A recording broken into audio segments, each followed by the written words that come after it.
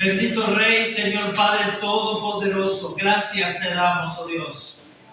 Gracias, Señor, por tu misericordia y por tu verdad.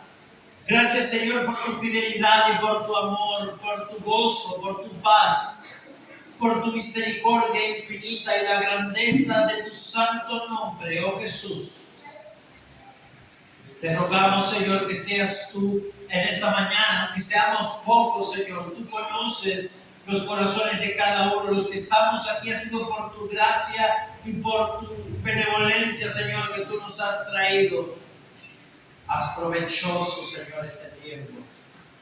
Bendice y transforma nuestros corazones. Limpia, oh Dios, el cielo en nuestras almas. Lávanos, oh Dios, con tu poder. Y llénanos, Señor, con tu presencia. Que todos los que estamos aquí, Señor, seamos impactados y transformados con tu poder. Ayúdanos, Señor, a verte, a percibirte y a ser llenos de ti. Que tu nombre, Señor, sea glorificado y demos toda la alabanza que tú mereces, Señor. Ahora, oh Cristo Jesús, pasamos a exponer tu palabra. Danos entendimiento, Señor, genuino y transforma nuestras vidas, Señor, por medio de ella. Que no sea simplemente una palabra más, Señor, que escuchemos, sino que permitas que por medio de ella evaluemos nuestra vida, Señor. Y que tú estés usando, Señor, como un instrumento tuyo para transformar nuestro corazón, para cambiarnos, para bendecir, Señor, nuestra vida y para que nuestra vida se rija, oh Dios del cielo, cada vez más a la obediencia de tu palabra y tu poder, para gloria de tu nombre, oh Cristo Jesús. Amén. Pueden sentarse, hermanos. Continuamos entonces con la última parte de esta primera sección de la carta a los Gálatas, como ya venimos considerando las últimas semanas. Gálatas tiene dos secciones fundamentales, de acuerdo a los dos temas o los dos problemas que estas congregaciones estaban enfrentando y que Pablo trata. Hay una primera sección donde Pablo defiende su apostolado, va desde el capítulo 1 al 2. Básicamente, hoy vamos a terminar esta sección de defensa. Hay una segunda sección que es más bien de desarrollo doctrinal, del capítulo 3 al 6, donde Pablo en esta carta está tratando un tema central, un tema vital, la defensa de la libertad en Cristo. La defensa del Evangelio de la libertad. Somos libres del pecado y de la ley, de la maldición y de este mundo. Libres de nosotros mismos a través de la muerte y resurrección de Cristo en la cruz. Él hizo su obra perfecta a favor de nosotros. Pablo está argumentando esto porque había algunos falsos maestros en estas iglesias de Galacia que estaban enseñando que además de Cristo era necesario para ser salvos añadir ciertos ritos o ciertas prácticas a la vida de la iglesia si querían ser salvos. Fundamentalmente guardar la ley de Moisés, practicar la circuncisión. Estos falsos maestros argumentaban que Pablo no era un verdadero apóstol, que Pablo no había conocido al Señor y que ellos sí representaban la verdadera fe. Entonces Pablo defiende el evangelio que él predicaba. A partir de esta defensa de su apostolado, básicamente ya hemos visto tres cosas.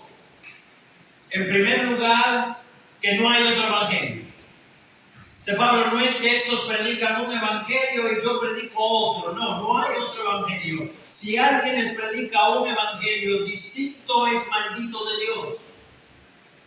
O sea, un evangelio que no sería una buena noticia, porque estaría cargado de méritos humanos. Para ser salvo necesitas vestir de cierta manera si quieres ir al cielo, hacer ciertas prácticas, ir a ciertos lugares, vivir de cierta forma, siguiendo ciertas reglas. No, para ser salvo no necesitamos hacer nada de eso. ¿Puedo ser salvo entonces y vivir como me dé la gana? No. La salvación va a producir una vida ética, pero es lo que produce. La ética, la moral, la justicia cristiana son como resultado de la salvación, no su causa. No es pórtate bien para que Dios te salve. No. Tú has sido salvado. Tu vida debe reflejarlo. Tu vida debe reflejarlo. En segundo lugar, Pablo argumenta que el evangelio que él predicó no es de origen humano. No es una ideología, no es de las intenciones de los hombres, es de origen divino. Cristo Jesús mismo se lo reveló cuando se mostró delante de él como resucitado en el camino a Damasco. En segundo lugar, Pablo argumenta que su evangelio fue autenticado, fue reconocido como verdadero por el resto de las iglesias y por los apóstoles que Jesús mismo constituyó. Capítulo 2, del 1 al 10. Hablando del concilio de Jerusalén, refiriéndose a Hechos 15, como nos lo narra Lucas. Ahora, a partir del versículo 11, Pablo va a argumentar algo en cuarto lugar. Que este evangelio, el verdadero evangelio, debe producir una integridad en nuestra conducta. No basta con confesar. Nuestra conducta también predica, va a decir Pablo. Y esto lo va a mostrar en el ejemplo de el mayor de los apóstoles, según algunos lo tenían conceptuado, Pedro. El mismo que, recordemos, el capítulo 2 le había dado la diestra a Pablo, dice, en señal de compañerismo. Vimos la semana pasada. Versículo 11. Pero cuando Pedro vino a Antioquía, le resistí cara a cara porque era de condenar. Después del concilio de Jerusalén, que ocurrió aproximadamente en el año 49 después de Cristo, poco antes de que Pablo escribiera esta carta, Pedro había hecho una visita a la iglesia de Antioquía. Antioquía en Siria era la tercera ciudad más poblada que tenía el Imperio Romano, detrás de Roma y de Alejandría. Para el siglo I, Antioquía tenía 600,000 habitantes. ¿Cuánto tiene la ciudad? Más del doble de lo que debe tener. 600,000 habitantes en una ciudad, y era una ciudad muy interesante porque tenía una población casi igual de judíos y de no judíos, porque la escritura llama gentiles. La iglesia en Antioquía, de hecho, fue fundada, y aquí hay un dato curioso. La iglesia en Antioquía fue fundada por un grupo de judíos creyentes que habían salido de Jerusalén debido a la persecución de Pablo. Pablo había contribuido indirectamente a que se fundara esta iglesia, porque cuando él desata la persecución contra la iglesia de Jerusalén, algunos de esos judíos tienen que huir, y a donde huyen es Antioquía, y allí le predicaron a los judíos. Pero algo más interesante, cuando los apóstoles de Jerusalén, esto lo narra el libro de los Hechos, escucharon que en Antioquía se les predicaba también el evangelio a los no judíos, enviaron allá a Bernabé. Y dice que era un hombre humilde, lleno de consuelo, de gracia, que cuando vio el poder de Dios en ellos, se quedó allí. Y adivinen a quién buscó Bernabé entonces para que apoyara a la iglesia de Antioquía. Pablo. Fue hasta Tarso, en la casa de Pablo, donde Pablo estaba, y se lo llevó a Antioquía para pastorear a la comunidad. Y Hechos capítulo 13 dice que esta iglesia estaba liderada, estaba pastoreada por un grupo de personas muy curiosas. Después tengan la oportunidad de investigar quiénes son. Imagínense que algún hermano tenía que dar consejería con Pablo, el que indirectamente había causado su persecución. Esto era una iglesia llena de gracia. Por eso, de Antioquía fue de donde salieron la primera misión para predicar el evangelio a los gentiles. Y ahí fue que el Espíritu Santo envió a Bernabé y a Pablo. Le dicen los líderes de Antioquía: apartadme a Bernabé y a Saulo para la obra que yo les he llamado. Y a partir de ahí es de donde el evangelio sale al resto del mundo gentil, no desde Jerusalén.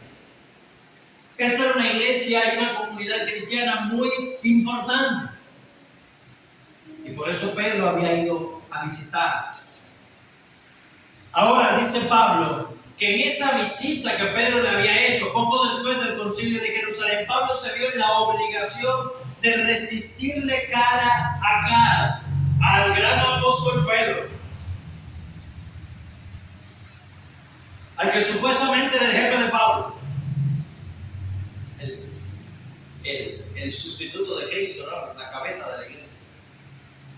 Dice Pablo: tuve que resistirle cara a cara. Y la palabra allí que se traduce como resistir es la misma que Santiago capítulo 4 dice: resistid al diablo y huirá de vosotros.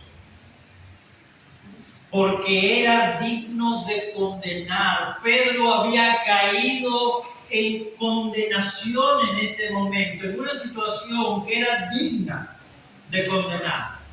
¿Y por qué? ¿Qué fue lo que hizo Pedro tan grave? Volvió a negar al Señor. Versículo 12. Pues antes de que viniesen algunos de parte de Jacobo, comían con los gentiles. Pero después que vinieron, se retraía y se apartaba porque tenía miedo de los de la circuncisión. Pedro llegó a la iglesia de Antioquía, donde había un montón de creyentes no judíos, como tú y como yo. Y Pedro, judío, llegó con ellos y comía con ellos, se sentaba con ellos, estaba en la casa con ellos, todo genial. El hermano Pedro. Ahora recordemos quién era Pedro. Pedro fue a quien el Señor mismo le había dicho: apacienta mis ovejas. Que en Hechos capítulo 10, Pedro le va al Señor un lienzo del cielo con todos los animales inmundos, cuadrúpedos, no sé qué. Y el Señor le dice: Pedro, levántate, mata y come. Y con esto le estaba enseñando el Señor. Después le dice: no llames común o inmundo a lo que Dios me dio. Y en ese momento, Hechos capítulo 10, Pedro es llevado a casa de un romano, llamado Cornelio, un centurión. Y Pedro es el primero en predicarle a unos judíos, abriéndole las puertas a los gentiles para ser salvos. Y Pedro come con ellos. Y Pedro llega a decir: cuando yo les estaba predicando, el Espíritu Santo vino y se derramó sobre ellos. ¿Quién era yo para impedir a Dios? En el concilio de Jerusalén, escuchen lo que Pedro dice. Hechos capítulo 15. En esta reunión que vimos la semana pasada, donde trataron este mismo tema, escuchen la palabra de Pedro. Después de mucha discusión, versículo 7, Pedro se levantó y dijo: varones hermanos, vosotros sabéis cómo ya hace algún tiempo Dios escogió que los gentiles oyesen por mi boca la palabra del evangelio y creyesen. Y Dios, que conoce los corazones, le dio testimonio, dándoles el Espíritu Santo lo mismo que a nosotros, sin ninguna diferencia hizo entre nosotros y ellos, purificando por la fe sus corazones. Ahora pues, ¿por qué tentáis a Dios, poniendo sobre la cerviz de los discípulos un yugo que ni nuestros padres ni nosotros hemos podido llevar antes? Creemos que por la gracia del Señor Jesús seremos salvos del mismo modo que ellos. Pedro hizo la declaración doctrinal más grandiosa de la justificación por fe. Creemos que por la gracia de Jesús, judíos y gentiles somos salvos, no por guardar la ley de Moisés. ¿Y ahora qué pasó? Pedro cambió de opinión. ¿Cambió su doctrina acaso? No. Si en este momento se le hubiese hecho un examen a Pedro, Pedro hubiese aprobado con 10 puntos. La justificación es solamente por gracia, por medio de la fe. Hubiese dicho Pedro, ¿cuál era el problema? Que su conducta no se alineaba con su creencia. Que su manera de comportarse estaba negando aquello que Pedro estaba dispuesto a confesar con su boca. ¿Te suena de algo? Esto no tiene relevancia ninguna para hoy. Hoy no pasa. Hoy lo que cantamos y lo que confesamos, eso lo vivimos. Eso era Pedro que era un pecador. ¿Qué fue lo que pasó? Versículo 12. Antes que viniesen algunos de parte de Jacobo. Jacobo era el pastor principal, el hermano de Jesús. La última carta que consideramos. Era el pastor principal de la iglesia en Jerusalén y habían llegado algunos judíos de parte de Antioquía para ver a los hermanos. Y Pedro, que hasta ese momento tenía una relación totalmente normal, distendida, relajada con los gentiles, Pedro se comportaba como uno de ellos. Cuando vio que empezaron a llegar judíos, dice el texto, empezó a retraerse, empezó a cambiar, empezó a apartarse. ¿Por qué? Porque temía a los de la circuncisión, temía a la multitud, temía al hombre. Pedro se dejó llevar por la presión del grupo. Llegó el momento que los gentiles decían, Pedro, vamos a un asado, hoy hacemos un puerquito. Y Pedro dice, no, hermano, estoy ocupado, no puedo ir.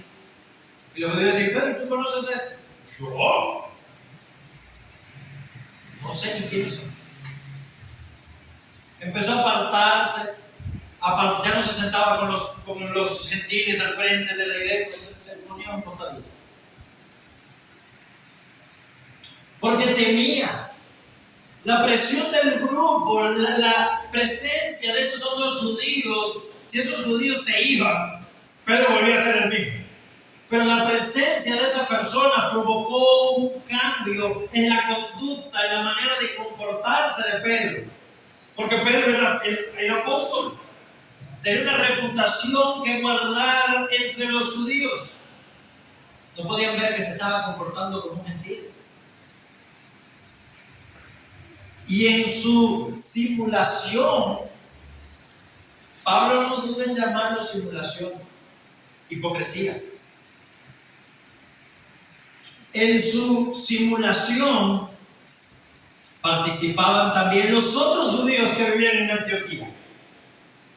Porque ¿qué dijeron los judíos que eran naturales allí de Antioquía? Si Pedro se aparta y él es el apóstol principal, significa que lo que él está haciendo es lo correcto. Vamos a hacer lo mismo que él. Lo está haciendo Pedro, ¿no? La influencia arrastra. La presión del grupo arrastra. Todos ellos seguían creyendo que el hombre es justificado por la fe, pero su conducta estaba diciendo que ellos eran superiores al resto de sus hermanos.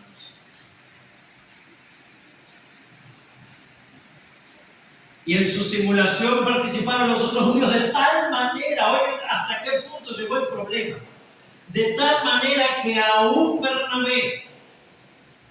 Bernabé, el que inició todo esto, el que fue el que llevó a Pablo, el que acompañó a Pablo predicando a los gentiles, el que estuvo entre los gentiles cuando Pablo predicaba entre los mismos Gálatas, el que defendió la justificación por la fe, de tal manera que aún Bernabé fue arrastrado por la hipocresía de ellos. ¿Viste? Por eso es que yo no voy a la iglesia. Está lleno de hipócritas. Sí, de verdad. Y siempre tenemos espacio para uno más. Aquí cabe más. La palabra hipocresía hipocresía viene del griego hipokrasos, que era el nombre de los artistas. Los artistas griegos que participaban en el teatro usaban máscaras para sus obras. Y eso es la hipocresía. La hipocresía era usar máscaras, era fingir o actuar de una manera distinta a quien eres en realidad a fin de agradar a Dios. Por la presión del grupo. ¿Tú conoces a Señor? No la vida. ¿Tú eres cristiano? No, yo no. Yo asisto a la iglesia, pero cristiano yo. Yo voy de vez en cuando. Mi mamá me lleva.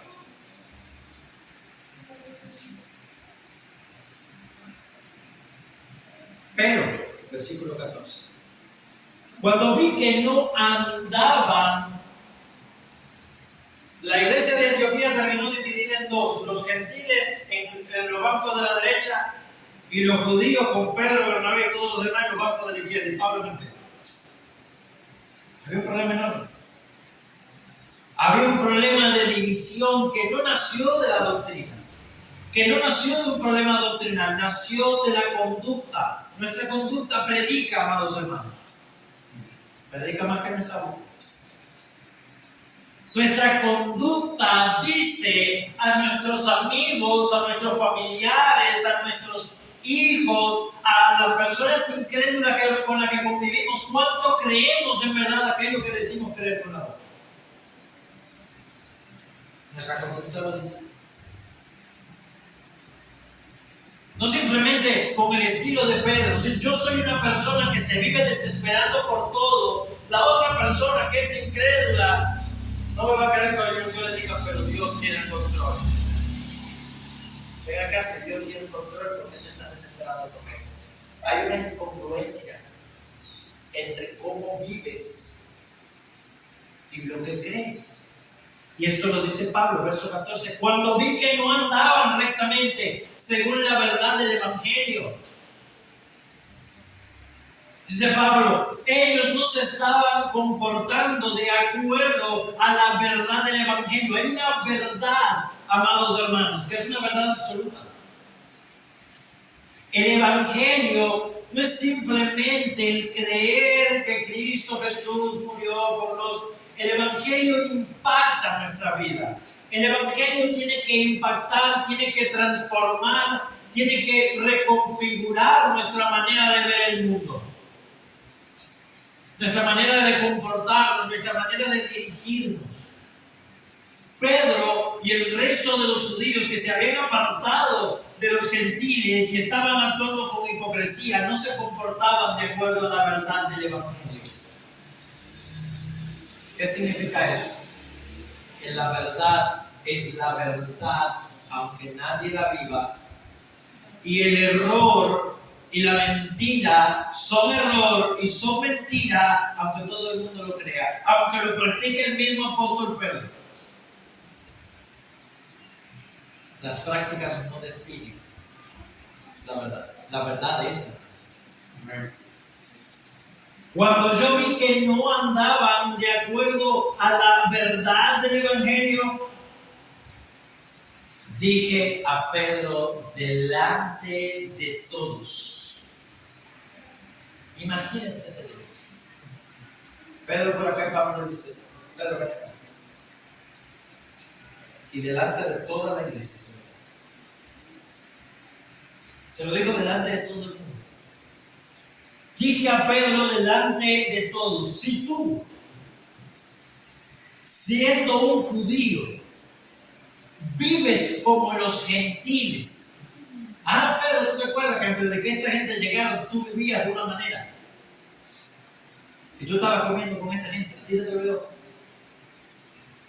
Lo que tú trataste de ocultar, Pablo lo hizo así y le quitó la masa. ¿A ti se te olvidó? Si tú siendo judío vives como los gentiles y no como los judíos, ¿por qué estás obligando a los gentiles a judaizarse? Porque el resto de la iglesia te está viendo y dice, vaya, si Pedro hace eso, significa que yo tengo que hacerlo. Amados hermanos, aquellos que tenemos una posición de influencia, tenemos un montón de gente que nos está viendo, pero no piensen por un segundo que eso solamente es para el pastor, aunque sí, pero no solamente en tu casa, tus hijos están viendo. Si tú siendo un cristiano te comportas, hablas, juzgas, actúas como un incrédulo, ¿qué ejemplo estás dándole a tu familia? Ay, no, pero yo oro por su salvación. ¿Y qué les está mostrando?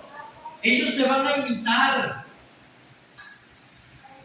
Si a ti no te importa Dios y su palabra, cuanto menos a ellos, ellos te van a imitar. Pedro estaba corriendo el riesgo que los no judíos terminaran imitándolo a él. Eso es lo que estaba provocando y terminaran judaizándose de la misma manera. Sigue diciendo Pablo, nosotros judíos de nacimiento y no pecadores entre los gentiles, como estaba conceptuado un gentil en la mente judía, son pecadores. Nosotros sabemos que el hombre no es justificado por las obras de la ley. Pedro, ¿tú te acuerdas que tú dijiste eso mismo? Hermano, Pablo está calcando lo que Pedro dijo en el concilio de Jerusalén. La misma palabra. Pedro, ¿tú te acuerdas que tú dijiste esta misma palabra? ¿Dónde está la contradicción? ¿A qué Pedro le creo? De hecho, Pablo nunca dice Pedro en este capítulo, dice Cefas. ¿A quién le creo? ¿Al Pedro que dijo que los gentiles y los judíos somos iguales? ¿O al Pedro que se comporta como superior y se aparta, guardando la norma de la ley? ¿A quién le creo? Sabiendo que el hombre no es justificado por las obras de la ley, sino por la fe en Jesucristo, nosotros también hemos creído en Jesucristo para ser justificados por la fe de Cristo y no por las obras de la ley. Por cuanto por las obras de la ley, por cuanto por una obediencia moral, por cuanto por la circuncisión, por guardar los mandamientos, por vivir con cierto estilo de vida, ninguna persona será declarada justa delante de Dios. Solo por la fe. Si tú y yo creemos eso, ¿por qué vives de otra manera? ¿Por qué te comportas como si no fuera así?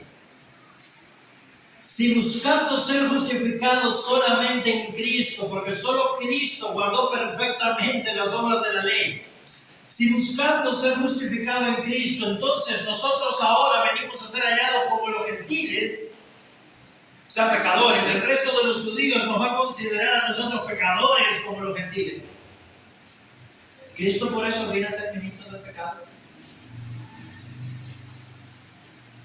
Estás convirtiendo a Jesús.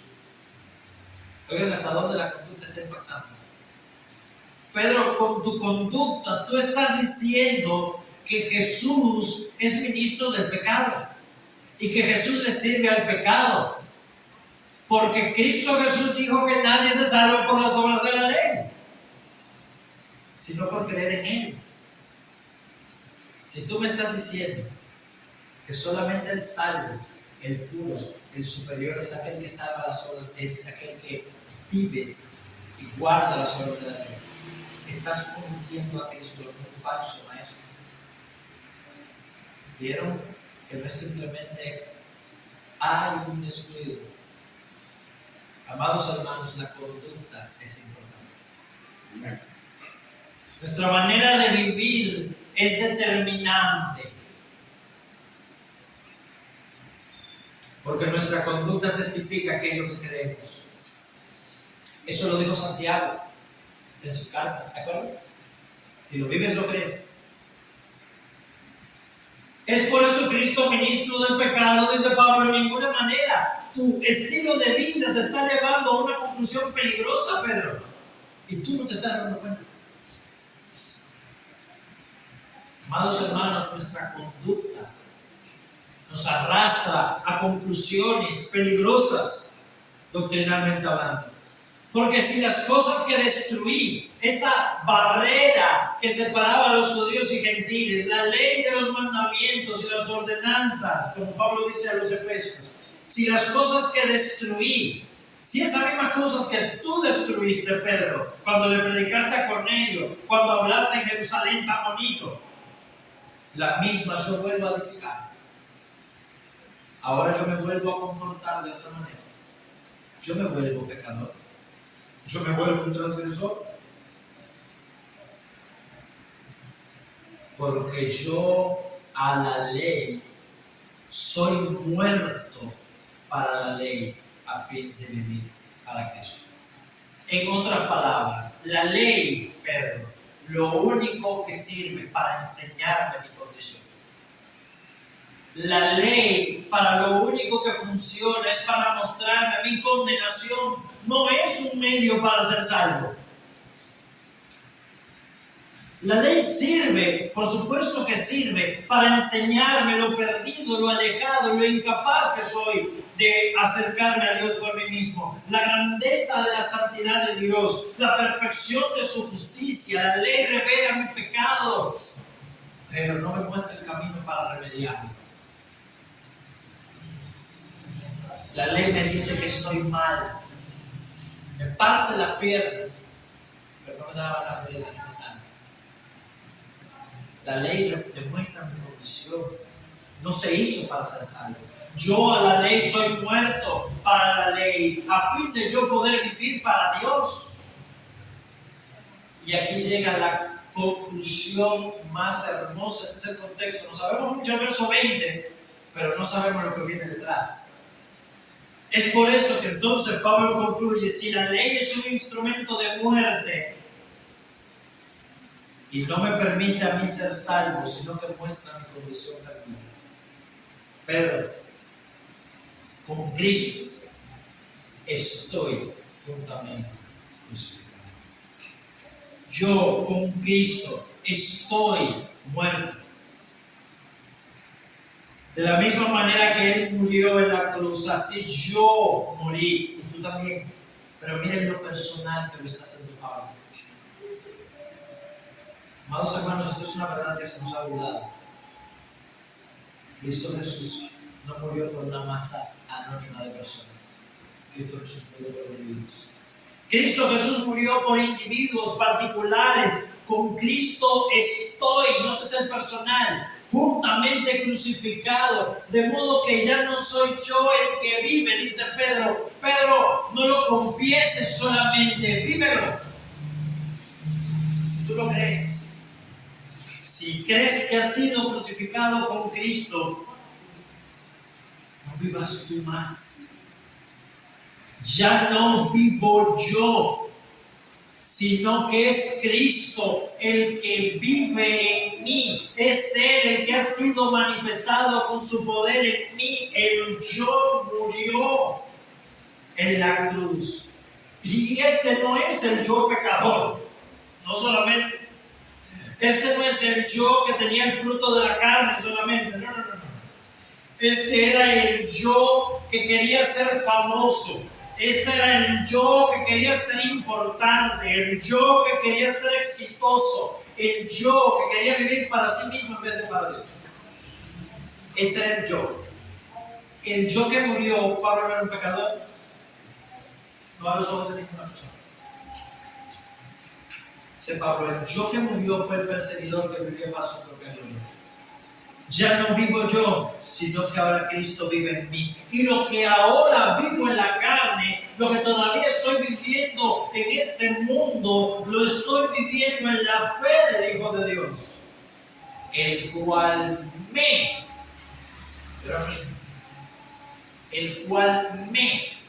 amé a Pablo, el cual me amó y se entregó por mí. Cristo Jesús me amó y se entregó a sí mismo por mí. Es por eso que ya no vivo yo. Él derramó su sangre, Él murió en mi lugar. La muerte que yo merecía la murió Él para comprarme. Ahora yo le pertenezco. No desecho la gracia de Dios. No tengo en poco la gracia de Dios, pues si por la ley viniera la justicia. Pero si por vivir correctamente, si por ir a misa, si por participar de la Eucaristía, si por ser bautizado, si porque cuando me muero me voy al purgatorio, si por guardar el sábado o no comer cerdo viniera la justicia, yo pudiera formar en mí una justicia meritoria delante de Dios, entonces Jesús murió por mí. Cristo murió en vano. No sirve. Si por usar falda hasta los tobillos, no pintarme el pelo, no ponerme aretes ni maquillarme, y los hombres tener el pelo bajito y usar siempre camisa o traje, fuera la justicia, Jesús murió en vano. Si Dios me fuera a justificar con mis buenas obras, Cristo murió en vano. Y eso Pedro lo sabía con su boca, pero no lo estaba practicando con su vida. Y dice Pablo, si tú lo crees eso, tú ya lo viste. Y ahora el que vive en ti es Jesús. No desecho la gracia de Dios, porque si por la ley fuese la justicia, en vano murió Cristo. 3 breves aplicaciones. En primer lugar, como ya hemos dicho, amados hermanos, el Evangelio debe moldear y transformar nuestra conducta. Aquello que hemos creído debe tener un impacto real en cada parte de nuestra vida. Cada cosa que hacemos. Piensa en todo lo que tú haces. Debe ser moldeado, debe ser condicionado, debe estar transformado, debe reflejar el hecho de que ya no somos nosotros los que vivimos, sino que ahora Cristo vive en nosotros. De que ya nosotros hemos muerto con Él. De que hemos sido librados del presente siglo malo por la gracia de Cristo Jesús.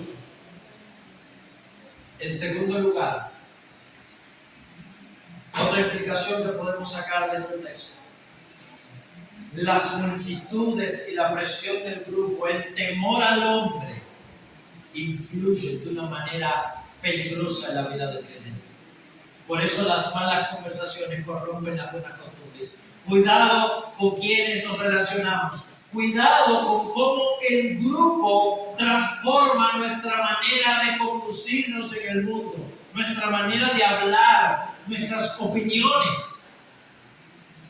Algunos preferimos quedarnos callados frente a lo que sabemos que está mal, porque simplemente así se hace en mi iglesia. Así se ha hecho siempre en mi iglesia. Mejor no meterme para no herir al hermano, para no ofender a fulano. Si digo eso en mi trabajo, me voy a buscar un problema con mi jefe. Voy a terminar en la calle. Si digo eso en la escuela o en el trabajo, me van a abandonar mis amigos, no van a estar de acuerdo conmigo, mejor no me meto en problemas. Amados hermanos, ya yo creo que lo he dicho aquí antes, al diablo no le interesa tanto el cristiano muerto como el cristiano inútil. El cristiano muerto es un mártir y está en la gloria del Señor. El cristiano callado es un inútil y no sirve para la obra. Es el que más le conviene al diablo. Un cristiano que no viva el Evangelio. Él es salvo, pero no impacta, no transforma. Y ahorita cantábamos, a México vamos a transformar.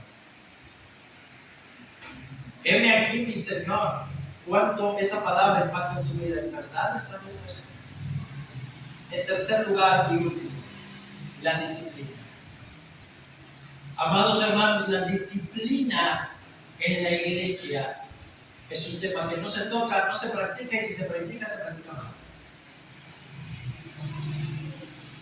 El pastor cometió un pecado, pero no toques al ungido de Jehová ni le diga nada, porque es el pastor.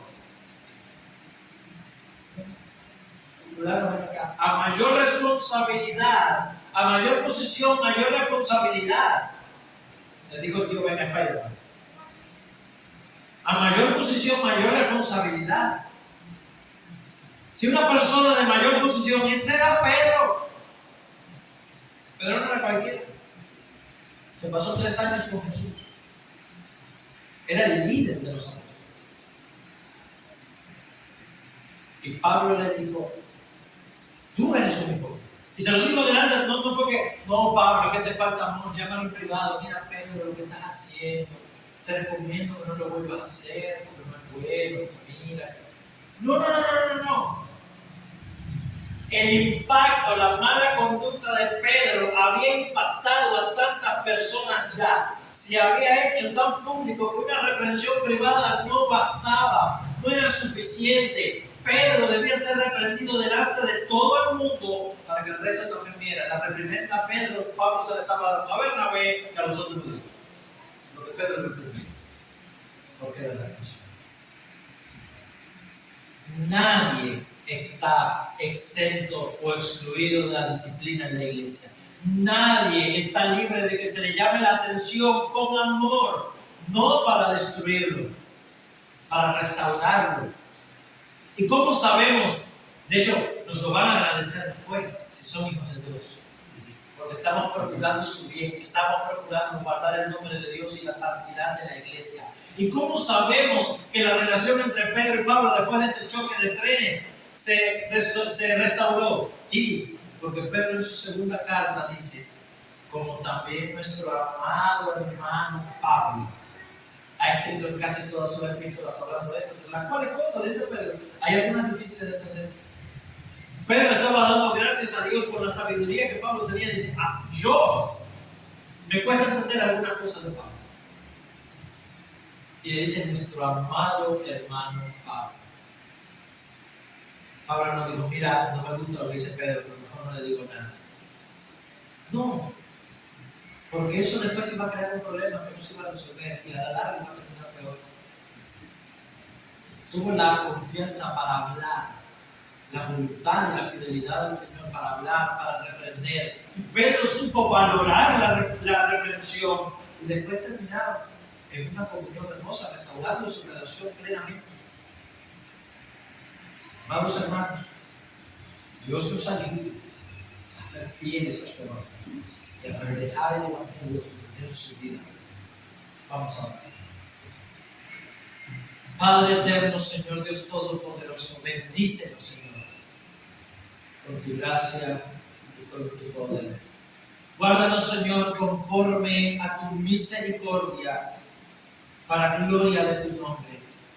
Que tu evangelio, Señor, transforme nuestro corazón, oh Dios de la gloria, que los que hemos podido escuchar tu palabra, no sea en vano tu palabra hablando a nosotros, Señor. Ayúdanos, oh Dios, a ser fieles a ti, a vivir para ti, a glorificarte, Señor, y a exaltar tu nombre. Transforma, oh Dios, nuestros corazones con tu poder. Transforma nuestras vidas con tu gracia. A la gloria de Cristo Jesús, Señor, te lo rogamos y te suplicamos, perdones nuestras faltas y pecados. En Jesucristo. Amén. El Señor